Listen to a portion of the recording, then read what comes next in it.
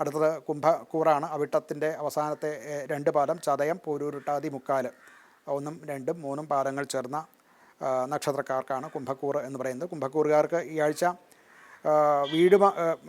വീടുമായിട്ടുള്ള കാര്യങ്ങളിൽ, അതായത് ഗൃഹനിർമ്മാണം അല്ലെങ്കിൽ വീടുമായിട്ട് ബന്ധപ്പെട്ട മറ്റു കാര്യങ്ങളിലുമൊക്കെ കൂടുതൽ ശ്രദ്ധിക്കേണ്ടതായിട്ട് ഉള്ള സാഹചര്യമുണ്ട്.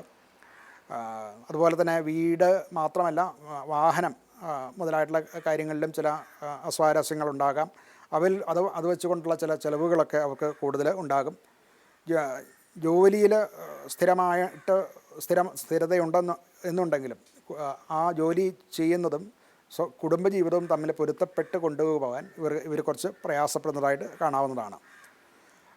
സാമ്പത്തിക കാര്യങ്ങളിലൊക്കെ വലിയ പ്രശ്നമൊന്നുമില്ല. സാമാന്യമായിട്ടുള്ള വരുമാനവും അതിനനുസരിച്ച് മാത്രമുള്ള ചിലവും ഒക്കെ ഉണ്ടാകും. അപ്രതീക്ഷിതമായിട്ടുള്ള ചിലവുകളോ കടബാധ്യതകളോ ഒന്നും ഉണ്ടാകാൻ സാധ്യതയില്ല.